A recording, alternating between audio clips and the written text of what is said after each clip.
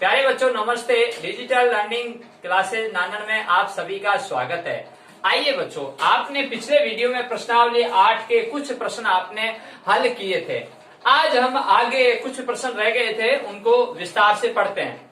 यहाँ प्यारे बच्चों प्रश्न नंबर 6 के बारे में अध्ययन करते हैं। एक ऊर्ध्वाधर छड़ की लंबाई तथा इसकी छाया की लंबाई का अनुपात 1:√3 है, तो सूर्य का उन्नयन कोण ज्ञात करो। प्यारे बच्चों, मैंने आपको बताया था कि उन्नयन कोण क्या होता है। जैसे आप सीधे खड़े हो और आप ऊपर की तरफ देख रहे हो, क्षैतिज रेखा से ऊपर की तरफ देखते हैं, तो वह उन्नयन कोण होता है। तो प्यारे बच्चों देखिए, इस तरह से यहाँ इस तरह से आपका ये कोण बन रहा है और ये आपकी छड़ है। ठीक है बच्चों, ये छड़ है और इस छड़ की परछाई इधर है और छाया है और इधर सूर्य है। तो यहाँ जो ये समकोण है और समकोण इधर सामने की भुजा कर्ण हो गई। अब बात आती है लंब की और आधार की। तो लंब आधार क्या है, तो कैसे पता लगा कि एक ऊर्ध्वाधर छड़ की लंबाई तथा इसकी छाया की लंबाई का अनुपात 1/√3, तो सूर्य का उन्नयन कोण। तो उन्नयन कोण की बात हो रही है, तो यहाँ उसका उन्नयन कोण होगा, तो ये इसका थीटा हो जाएगा। जब ये थीटा हो जाएगा तो इसके सामने की भुजा लंब हो जाएगी और ये आधार। अब बात आती है इसके मान की। यहाँ 1:√3 दिया हुआ है, क्या लंबाई, छड़ की लंबाई, तो 1:√3। ठीक है प्यारे बच्चों। अब बात आती है लाल बटा कक्का से अपन इसको हल करेंगे। देखिए प्यारे बच्चों, साइन आगे आपका कॉस, फिर टैन, फिर कॉट, सेक और कोसेक। प्यारे बच्चों यहाँ आपको दोनों चीज दी हुई है, तो लंब बटे आधार। तो लंब बटे आधार किसका है प्यारे बच्चों, टैन थीटा का। तो यहाँ मैं मान रखता हूं टैन थीटा बराबर 1/√3, क्योंकि लंब कितना है 1 और आधार कितना है इसका √3। ये अनुपात में दिया हुआ है। या फिर आप ऐसे ज्ञात कर सकते हैं कि माना कि छड़ की लंबाई x है, माना कि छड़ की लंबाई x है, तो यहाँ x लिख दिया, यहाँ √3x। तो यहाँ अपन ऐसे भी कर सकते हैं, मैं आपको ऐसे भी बता सकता हूँ। प्रश्न अनुसार माना कि छड़ की लंबाई x है। ठीक है प्यारे बच्चों, क्या है, माना कि छड़ की लंबाई x है, तो आपने यहाँ x लिखा, यहाँ x लिखा, तो ये x यहाँ आ जाएगा, ये x यहाँ आ जाएगा, x से x कट जाएगा 1/√3। तो यहाँ प्यारे बच्चों थीटा बराबर 1/√3। अब हम सारणी के अंतर्गत चाहते हैं थीटा जो है 1/√3 किसका मान है। तो प्यारे बच्चों यहाँ ये बात समझने की कि वहां सारणी के अंदर टैन, क्योंकि टैन लिया है, लंब बटे आधार है, तो हम वहां थीटा का जो मान लेंगे तो वहां 30 डिग्री आएगा। तो यहाँ ये 30 डिग्री थीटा का मान आ चुका है। अगला क्वेश्चन देखिए, प्रश्न नंबर 7। आंधी के कारण एक वृक्ष का ऊपरी भाग टूटकर क्षैतिज तल पर 60 डिग्री का कोण बनाता है। वृक्ष का क्षैतिज तल से वृक्ष की जड़ से 10 मीटर दूरी पर मिलता है। टूटने से पहले वृक्ष की ऊंचाई ज्ञात करें। प्यारे बच्चों प्रश्न बहुत अच्छा है, समझने की कोशिश करना। मैं आपको डायग्राम के माध्यम से समझाता हूं। ये प्यारे बच्चों पेड़ है, ये क्या है प्यारे बच्चों, पेड़ है। अब ये पेड़, ये क्या कह रहा है, आंधी के कारण एक वृक्ष है। ठीक है, तो ये पेड़ था। अब ये ऊपरी भाग टूटकर क्षैतिज तल पर 60 डिग्री का, तो प्यारे बच्चों ये यहां से टूट जाता है और यहां से टूटकर ये क्षैतिज तल ये रहा। ठीक है प्यारे बच्चों, अब ये यहाँ पर क्या कहता है, क्षैतिज तल पर 60 डिग्री का कोण बनाता है और यहाँ पर कितना बनाता है प्यारे बच्चों, 60 डिग्री का, प्रश्न अनुसार। ठीक है, अब देखिए मैं यहाँ लिख देता हूं, यहाँ हल हो रहा है इसका, और इस तरह से अपन ने लाइन खींची और लाइन को हमने पेड़ माना और ये पेड़ खड़ा है और ये आंधी के कारण ये टूट चुका है, टूटकर क्षैतिज तल पर आ चुका है। ठीक है, ऊपर से टूटकर नीचे जमीन पर ही तो आएगा, तो यहाँ टूटकर और बोलता है 60 डिग्री का कोण बनाता है वृक्ष का क्षैतिज तल से वृक्ष की जड़ से। तो ये जड़ है बच्चों, और यहाँ से लेकर यहाँ तक जो इसका टॉप सिरा नीचे आकर टिका है, ये जड़ से यहाँ तक की दूरी कितनी है प्यारे बच्चों, 10 मीटर। ठीक है बच्चों, ये 10 मीटर है। अब बात ये आती है कि टूटने से पहले इसकी पूरी लंबाई ज्ञात करनी है। तो मैं यहाँ नामकरण रख देता हूं A B C और ये D। तो आपको क्या याद करनी है, ए बी की लंबाई।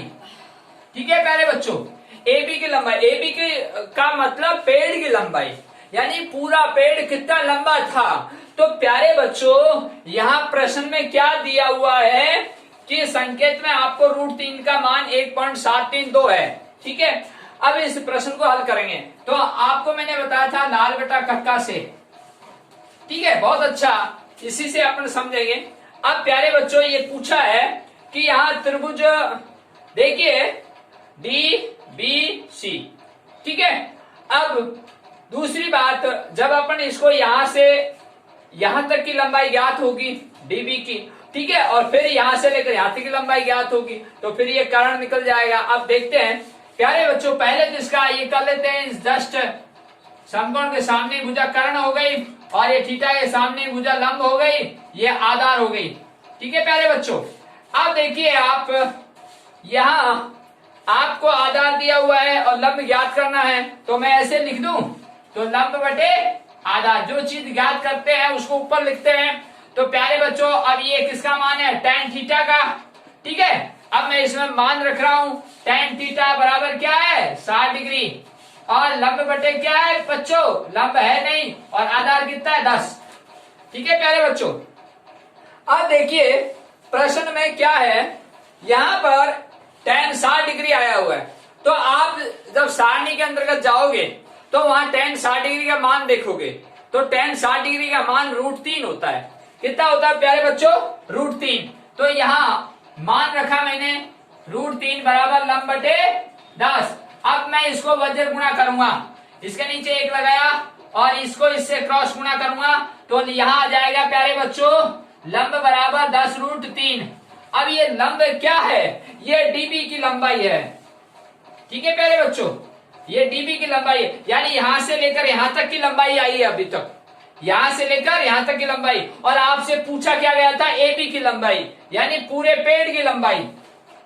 ठीक है प्यारे बच्चों, यहां से लेकर यहां तक। अब प्रश्न को समझना है कि जब ये चीज निकाल ली, और ये अब अपन कर्ण से निकालेंगे। ठीक है, अब देखिए प्यारे बच्चों, मैं नीचे आपको दिखाई नहीं देगा, ऊपर लिख रहा हूं,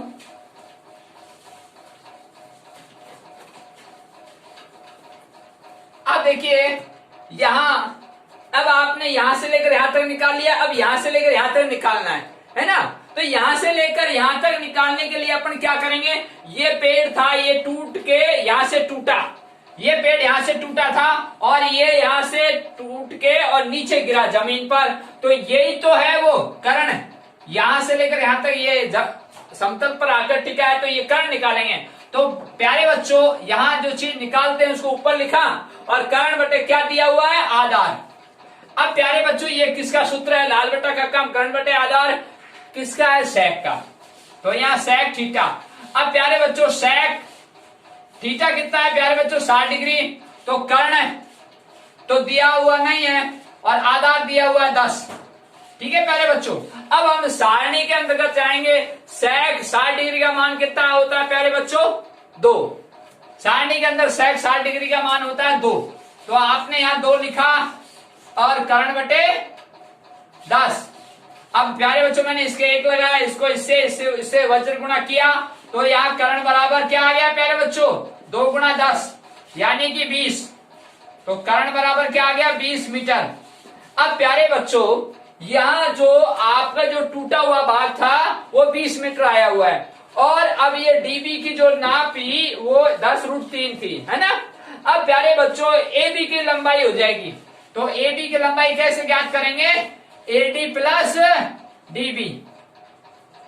देख लो, आप समझ लो अच्छी तरह से, एबी की लंबाई पूरे पेड़ की लंबाई ए से लेकर बी तक, तो प्यारे बच्चों एडी की और डीबी की, तो एडी क्या है, ये था ना, ये निकाल लिया अपन ने, ये आ गया 20 मीटर, और डीबी क्या था, ये रहा, तो ये डीबी ये आ चुका। तो आप यहां ऐसे लिखोगे 20 प्लस 10√3। तो प्यारे बच्चों अब एबी की लंबाई आ जाएगी। तो प्यारे बच्चों अब देखिए इसमें गलती कहां होती है, बच्चे क्या करते हैं 20 और 10 जोड़ देते हैं और 30 हो जाता है, और √3 से गुणा कर देते हैं। ऐसा नहीं करना है कभी भी, आपको क्या करना है, देखिए समझने की कोशिश करना। यहां पर इस प्रश्न को पहले ये गुणा हल होता है, ठीक है, बोर्ड मास के नियम के अनुसार। तो यहाँ 20 प्लस, और आपको संकेत में दिया हुआ था यहाँ √3 1.732, ठीक है। तो 1.732 अपन उसको इससे गुणा करेंगे तो 17.32 आएगा। कितना आएगा प्यारे बच्चों? 17.32। अब मैं इसको जोड़ूंगा तो यहाँ ये 17 और 20 इसमें जुड़ जाएगा 37.32, और 37.32 किस परिभाषा में है? मीटर में। तो ये मीटर में आंसर आ चुका है आपका। अगला क्वेश्चन, प्रश्न नंबर 8। किसी स्तंभ की चोटी का उन्नयन कोण समतल पर स्थित एक बिंदु से 15 डिग्री स्तंभ की और 100 मीटर चलने पर उन्नयन कोण 30 डिग्री हो जाता है, तो स्तंभ की ऊंचाई ज्ञात कीजिए। प्यारे बच्चों, प्रश्न अटपटा है लेकिन मैं समझाने की पूरी कोशिश कर रहा हूं। आइए, किसी स्तंभ की चोटी, ये प्यारे बच्चों स्तंभ है, ठीक है प्यारे बच्चों, ये स्तंभ है आपका। अब प्रश्न अनुसार करते हैं, मैं यहां आगे लिख देता हूं, और ये स्तंभ है प्यारे बच्चों, इसकी चोटी ये है प्यारे बच्चों। चोटी का उन्नयन कोण समतल पर स्थित एक बिंदु है, और ये एक बिंदु है प्यारे बच्चों, ठीक है। ये यहाँ पे एक बिंदु है, और इस बिंदु पर क्या है? स्तंभ की, सुनिए, किसी स्तंभ की चोटी, ये चोटी से उन्नयन कोण समतल पर स्थित एक बिंदु, ये समतल है आपका, ये प्यारे बच्चों ये समतल है, और यहाँ पर इसका जो कोण है कितना है प्यारे बच्चों? प्रश्न अनुसार 15 डिग्री, ठीक है प्यारे बच्चों। अब क्या कहता है? एक बिंदु, ये बिंदु था, यहां मैं नामकरण रख देता हूं ABC, और ये C बिंदु है। अब एक बिंदु से 15 डिग्री स्तंभ की ओर, अब स्तंभ की ओर इधर, इस बिंदु से इधर स्तंभ की ओर, साफ लिखा हुआ है, स्तंभ की ओर 100 मीटर चलने पर, और ये 100 मीटर चले आप, ठीक है, यहां से और यहां तक आप 100 मीटर चले, ठीक है प्यारे बच्चों। तो 100 मीटर चलने पर उन्नयन कोण, फिर दूसरा उन्नयन कोण 30 डिग्री, और इसी शिखा से, इसी टॉप से, है ना, इसी चोटी से 30 डिग्री, और ये कोण कितना हो गया प्यारे बच्चों? 30 डिग्री। अब उन्नयन कोण हो जाता है, तो स्तंभ की ऊंचाई ज्ञात करो, और ये स्तंभ की ऊंचाई ज्ञात करो। ये अपन को ऊंचाई ज्ञात करनी है प्यारे बच्चों। माना कि इसकी ऊंचाई h है या x है, x मान लो या h मान लो, एक ही बात है, ठीक है प्यारे बच्चों। मैं यहाँ h लिख देता हूं, आपको जो समझ में अच्छी तरह आए, यहाँ h का मतलब हाई। अब देखिए प्यारे बच्चों, अब यहाँ ये प्रश्न क्या कहता है कि यहां से इस बिंदु से इस बिंदु तक तो कितना है? 100 मीटर, लेकिन इस बिंदु से इस बिंदु तक A, B, C और ये D बिंदु है, यानी कि D और B के बीच में कितनी दूरी है कोई पता नहीं है प्रश्न में, तो माना कि है दूरी x है। तो मैं लिख देता हूं संकेत में, DB की दूरी माना कि x है, x मीटर है, ठीक है प्यारे बच्चों। DB की दूरी यानी DB से यहाँ ये माना कि x मीटर दूरी है। क्यों है x मीटर? क्योंकि पहले भाषा में मीटर लिखा हुआ है। अब प्यारे बच्चों, इसको हल करने का तरीका क्या है? वही विधि है, और आपको मैंने कहा था जो चीज दी हुई होती है उसको अपन ज्ञात कर लेते हैं। अब देखिए प्यारे बच्चों, मैं पहले इस त्रिभुज को हल करता हूं। कौन सा त्रिभुज? दो त्रिभुज है इसमें, ये रहा ABD, और एक त्रिभुज है ABC पूरा, ठीक है प्यारे बच्चों। तो मैं यहां लिख देता हूं त्रिभुज ABD, ये इसका प्यारे बच्चों समकोण है, और समकोण जो सामने भुजा कर्ण है, ये इसका थीटा, ये इसका लंब है, ये इसका आधार है। अब आपको प्यारे बच्चों इसमें समस्या यही आती है ना, जो चीज पूछी जाती है उसको पहले लिखें। तो त्रिभुज ABD में क्या है? लंब बटे आधार। तो ये लंब बटे आधार किसका हुआ प्यारे बच्चों? tan थीटा का। तो यहाँ tan थीटा, तो यहाँ tan थीटा बराबर, तो मैं यहाँ tan थीटा कितना है? 30 डिग्री, तो 30 डिग्री बराबर लंब बटे आधार, यहाँ h बटे x, ठीक है प्यारे बच्चों। अब मैं tan 30 डिग्री का मान सारणी के अंतर्गत जाऊंगा तो कितना मान होता है ये बताइए मुझे आप। यहां देखिए प्यारे बच्चों, अपन सारणी के अंतर्गत जाते हैं तो tan 30 डिग्री का मान 1/√3 होता है। कितना होता है प्यारे बच्चों? 1/√3।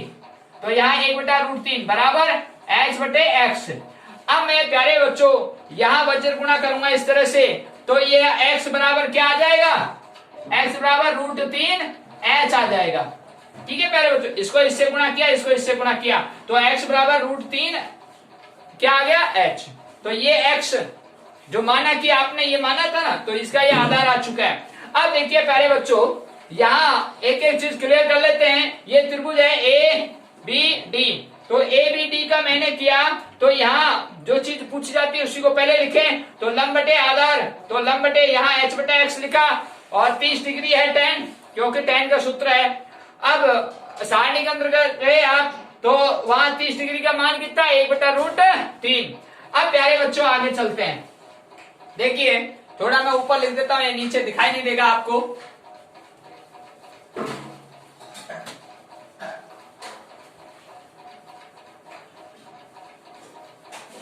अब प्यारे बच्चों देखिए, ये त्रिभुज एबीसी, ये पूरा एबीसी। अब त्रिभुज एबीसी में देखिए प्यारे बच्चों, वही ये चीज पूछी गई थी, और ये चीज है आपके पास, ये 100 है यहां से यहां तक, और यहां से यहां तक x है। तो अपन लिख सकते हैं, तो यहाँ लंब बटे आधार, ये किसका है प्यारे बच्चों, tan थीटा का। ठीक है, तो लंब बटे आधार सूत्र tan थीटा का। अब अपन इसमें रखते हैं, तो tan 15 डिग्री बराबर लंब बटे आधार कितना है प्यारे बच्चों, तो लंब कितना है h, और आधार कितना है प्यारे बच्चों, 100 + x। समझ में आ गई, समझने की कोशिश करना। एबीसी त्रिभुज है, एबीसी ये पूरा, तो यहां से लेकर यहां तक 100 है, यहां से लेकर यहां तक कितना है, ये पूरा बीसी कितना होगा, 100 + x। करेक्ट, तो ये तो हो गया इसका आधार, और ये इसका लंब। लंब कैसे हुआ, ये थीटा के सामने की भुजा। ठीक है प्यारे बच्चों, और ये कर्ण। तो प्यारे बच्चों अपन को जो चीज निकालनी है उसको पहले लिखेंगे, तो लंब बटे आधार, ये किसका सूत्र है, tan का, और अब अपन ना tan थीटा कितना है, 15 डिग्री, तो 15 डिग्री बराबर h बटे 100 + x। अब प्यारे बच्चों समस्या ये आती है, सारणी के अंतर्गत tan 15 डिग्री का मान नहीं है। आपको प्रश्न में दिया हुआ था कि 15 डिग्री tan थीटा 15 डिग्री का मान 2 - √3, संकेत में लिखा हुआ था, प्रश्न में साफ साफ लिखा हुआ था कि 2 - √3। क्या लिखा हुआ था, तो प्यारे बच्चों मैं इसकी जगह क्या लिखता हूं, 2 - √3 और बराबर h बटे 100 + x। अब प्यारे बच्चों मैं इसको वज्र गुणा करूंगा, इसको इससे, इसको इससे, तो इसको इससे गुणा करूंगा, तो h बराबर क्या आ जाएगा, ये देखिए इस तरह से, ये गुणा का चिन्ह लग गया कोष्टक में। ठीक है प्यारे बच्चों, अब मैं इसको इससे गुणा करूंगा। ठीक है, अब देखिए जब ये चीज यहाँ आ चुकी है, तो आपको कुछ नहीं करना है। तो यहाँ जो चीज यहाँ थी x बराबर √3h, जब दो चीज पूछी जाती है तो उसको समीकरण कहते हैं। तो ये फर्स्ट समीकरण थी आपकी। ठीक है प्यारे बच्चों, तो यहाँ x बराबर √3h आया था ना, तो हमें अब यहाँ सेकंड समीकरण हो चुकी है, ये सेकंड समीकरण हो चुकी है, h बराबर 2 - √3 100 + x। ठीक है, तो अब इसको सेकंड समीकरण कहेंगे आप। अब सेकंड समीकरण, अब आपको पता लग चुका है x बराबर √3h है, तो यहाँ x लिखा हुआ है, तो हम यहाँ लिखो सेकंड समीकरण में x के स्थान पर मान रखने पर। ठीक है, या ऐसे लिख दो, सेकंड समीकरण में फर्स्ट समीकरण का मान रखने पर, एक ही बात है। तो यहाँ x बराबर दिया हुआ है √3h, तो मैं लिख सकता हूं प्यारे बच्चों। देखिए अब मैं इसको मिटा रहा हूं, यहां से प्रश्न को हल करने की कोशिश कर रहा हूं। देखिए बहुत अच्छा क्वेश्चन है। तो यहाँ h बराबर 2 - √3 या 100 प्लस, अब प्यारे बच्चों प्लस x था ना, तो आपने फर्स्ट समीकरण से तुलना किया, तो वहां x बराबर √3h था, तो √3h आ गया यहाँ। ठीक है प्यारे बच्चों, अब मैं इसको हल करूंगा।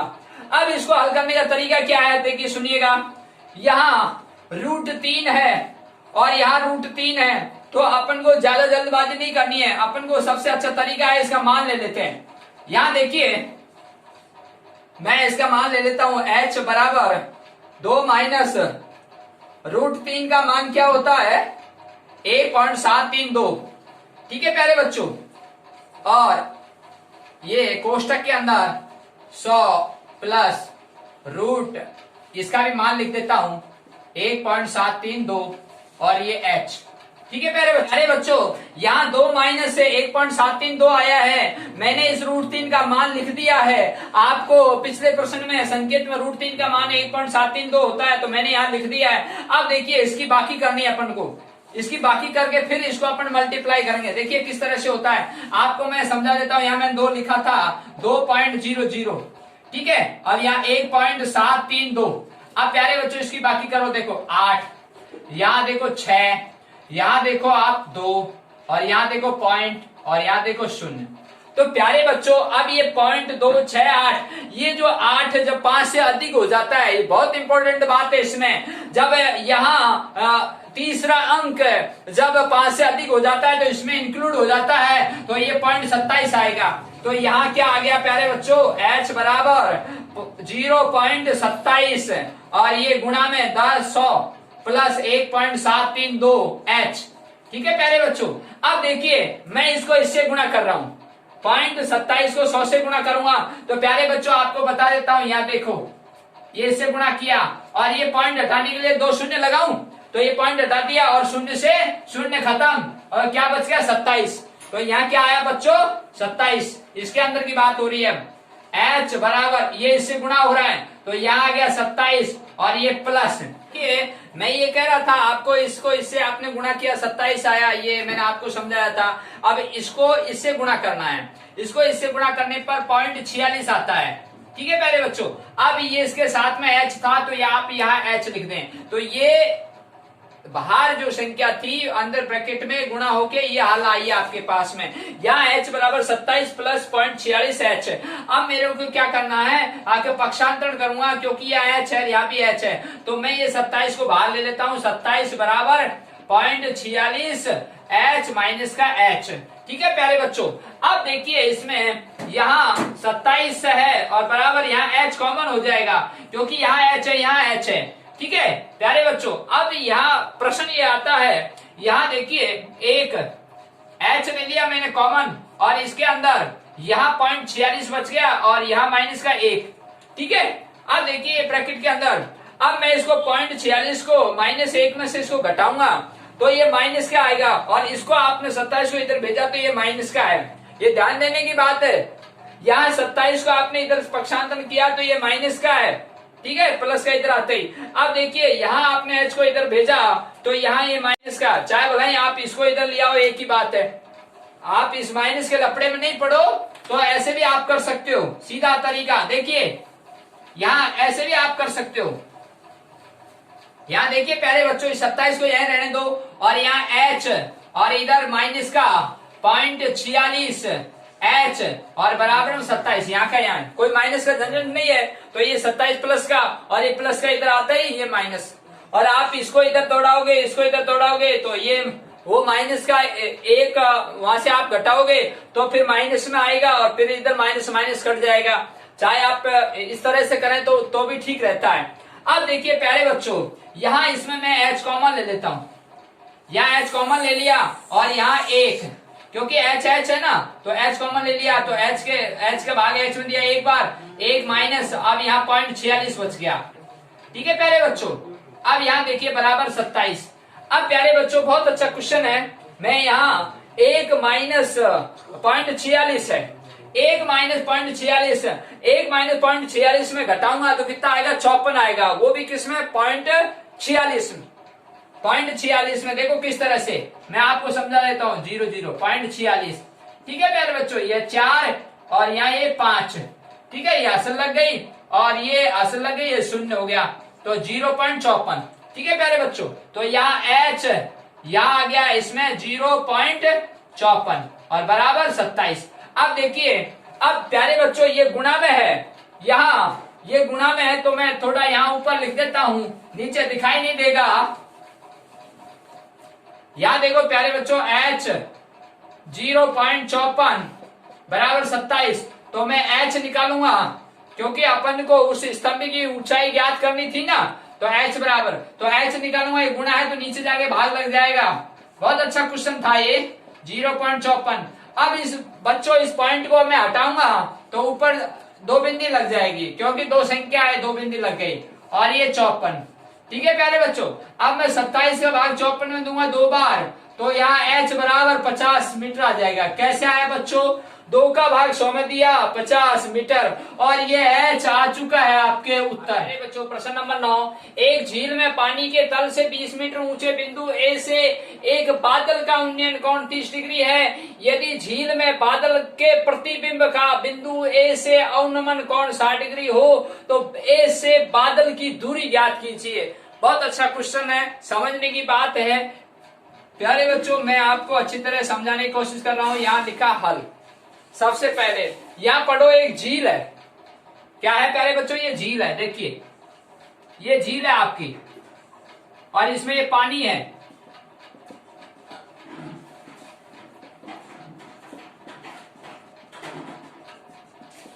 प्रश्न अनुसार हल कर रहे हैं आप। अब देखिए प्यारे बच्चों आगे, ये झील बनाई।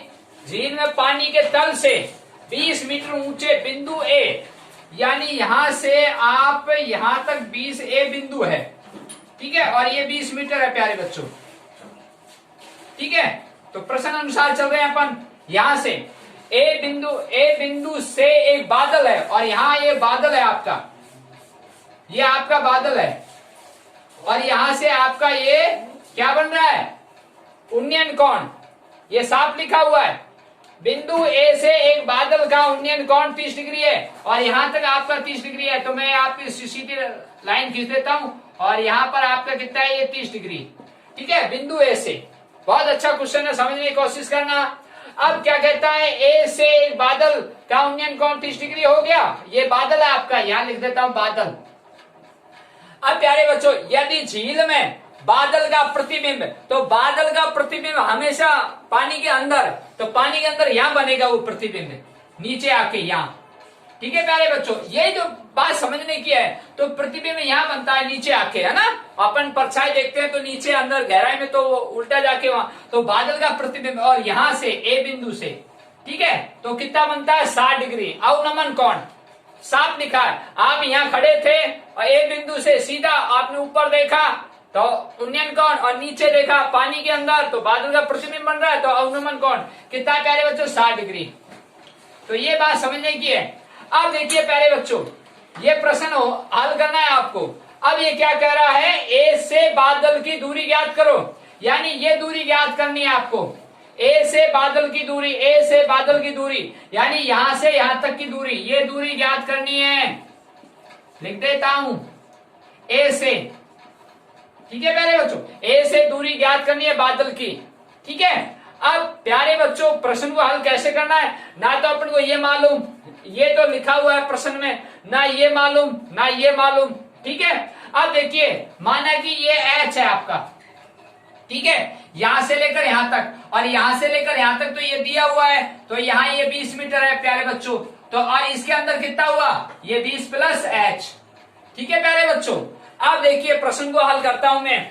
अब यहां पहले मैं इस चीज को हल कर लेता हूं। यहां देखिए tan थीटा बराबर लंब बटे आधार, ये कैसे हुआ प्यारे बच्चों, यहाँ थीटा है 30 डिग्री, इसके सामने की भुजा क्या हो गई, लंब। ये समकोण है, इसके सामने भुजा क्या हो गई, कर्ण, ठीक है। तो प्यारे बच्चों पहले इसको ज्ञात कर लेते हैं। तो लंब बटे आधार, ये आधार है इसका, तो लंब बटे आधार लिखा। अब यहाँ tan थीटा कितना है प्यारे बच्चों, 30 डिग्री बराबर लंब कितना है, यहाँ H, आधार कितना है पता नहीं, ठीक है। अब यहाँ tan 30 डिग्री का मान रखूंगा तो 1/√3 होता है, ठीक है, सारणी के अनुसार। अब यहाँ H बटा आधार, अब मैं वज्र गुणा करूंगा तो आधार बराबर क्या आ जाएगा प्यारे बच्चों, √3H, ठीक है। अब ये आधार क्या आ गया आपका, √3H, ठीक है प्यारे बच्चों। बहुत अच्छा क्वेश्चन है, समझने की कोशिश करना। तो ये आपका √3H आ चुका है इसका आधार। अब देखिए मैं 60 डिग्री वाली बात करूंगा तो 60 डिग्री ये इसका आधार, ये त्रिभुज है इसका, ठीक है। तो ये एक तो ये त्रिभुज A B C, सॉरी यहाँ A तो लिखा ही हुआ था, A B C D और बस, ठीक है। अब देखिए आपका A B C, ये त्रिभुज आपने निकाल लिया A B C, मैं लिख देता हूं यहाँ A B C त्रिभुज, ठीक है प्यारे बच्चों। A B C त्रिभुज में देखिए tan थीटा, तो यहाँ लंब बटे आधार तो tan थीटा लंब बटे आधार वही सूत्र है, तो थीटा का मान रखा 30 डिग्री। और ये अब वापस इसकी बात करता हूं ACB की, त्रिभुज ACD, तो ये त्रिभुज हो गया प्यारे बच्चों, ये त्रिभुज। अब देखिए इसमें ये प्रश्न बहुत अच्छा है। अब यहां से लेकर यहां तक की दूरी कितनी थी 20, और यहां से लेकर यहां तक की दूरी कितनी है 20 प्लस h। ये बहुत इंपॉर्टेंट बात है अब इसमें। अब त्रिभुज ACD में वही लंब बटे आधार, ठीक है प्यारे बच्चों। अब लंब बटे आधार लिखूंगा तो यहाँ tan थीटा बराबर लंब बटे आधार, अब मैं मान रखूंगा तो tan थीटा कितना है प्यारे बच्चों 60 डिग्री, तो 60 डिग्री बराबर लंब कितना है। अब देखिए बहुत इंपॉर्टेंट बात है, थीटा के जस्ट सामने की भुजा ये लंब हो गई और ये आधार, तो लंब कितना हो गया 20 प्लस h। कैसे हुआ प्यारे बच्चों, ये भुजा यहाँ दी हुई है, ये भुजा इधर की है, तो ये त्रिभुज ये वाला है, ठीक है। तो अब यहां से मैंने लिख दिया ACD, ठीक है प्यारे बच्चों। तो ये यहां से यहां तक की भुजा दी और ये अंदर की का अपन को पता नहीं, तो 20 प्लस h कर सकते हैं, तो ये 40 प्लस h हो गया। अब देखिए तो tan 60 डिग्री का मान रखूंगा तो √3 आता है सारणी के अनुसार, और यहाँ 40 प्लस h और नीचे कितना है √3h, क्या है √3h आधार है, तो ये आधार ये लिखा इस त्रिभुज का ACD का, ठीक है। अब मैं इसको वज्र गुणा करूंगा, इसको इससे 1 लगाया, इसको इससे गुणा कर रहा हूं, तो यहां पर इसको इससे गुणा करूंगा तो √3 गुणा करूंगा तो 3h हो जाएगा प्यारे बच्चों, समझ में आया। √3 गुणा करते हैं रूट हट जाता है 3, और यहाँ और इसको इससे करूंगा तो 40 प्लस h, ठीक है प्यारे बच्चों। अब देखिए मैं इसको पक्षांतरण कर लेता हूं, यहाँ देखिए 3h माइनस का h बराबर 40, तो यहाँ प्यारे बच्चों क्या आ गया 2h, क्या आ गया 3h में से एक h गया 2h आ गया बराबर 40, और यहाँ h बराबर आ गया बच्चों 20, तो ये h बराबर 20 आया है। अब देखिए प्यारे बच्चों यहाँ 2 का भाग मैंने 40 में दिया है, आपको दिखाई नहीं दे रहा होगा लेकिन मैं बोल रहा हूं, आप नोट कर लीजिएगा। यहाँ 3h बराबर 40 प्लस h, तो यहाँ 3h में से एक h गया तो यहाँ कितना आ गया 40। यहाँ देखिए 3h में से h गया 2h और यहाँ बराबर 40 थे, तो मुझे h का मान निकालना, 2 का भाग 40 में दिया 20, तो h बराबर 20, तो यहाँ ये h की वैल्यू आई है यहाँ 20। अब बात ये थी प्रश्न में है A से लेकर बादल की दूरी, मैंने लिख दिया ये बिंदु था A, ठीक है, और ये बादल है B, और यहाँ A से लेकर B यानी बादल, ये दूरी ज्ञात करनी है। अब ये क्या कर्ण है, ये क्या है लंब है, और ये आधार है। अब आपको कर्ण निकालना है, जो मैंने ये कहा था आपको, जो चीज निकालते हैं वो हमेशा ऊपर रखते हैं, तो हम अपन इसको उसी ढंग से याद करते हैं। तो यहाँ लाल बट्टा कक्का से करते हैं, लाल बट्टा कक्का से, ठीक है प्यारे बच्चों। अब यहाँ ये लंब बटे कर्ण, ठीक है प्यारे बच्चों, तो यहाँ ये साइन 30 डिग्री का मान 1/2 होता है प्यारे बच्चों, यहाँ 1/2 बराबर, यहाँ लंब कितना है 20 आ चुका है, यहाँ कर्ण आपके पास था नहीं, तो यहाँ कर्ण इसको वज्र गुणा करेंगे आप इस तरह से, तो कर्ण बराबर 2 गुणा 20, तो यहाँ कर्ण बराबर आपका आ गया 40 कर, क्योंकि भाषा में प्रश्न लिखा हुआ है यहाँ मीटर में, तो अपने मीटर में ही उत्तर आएगा। तो प्यारे बच्चों यहाँ A से लेकर बादल की दूरी आ चुकी है।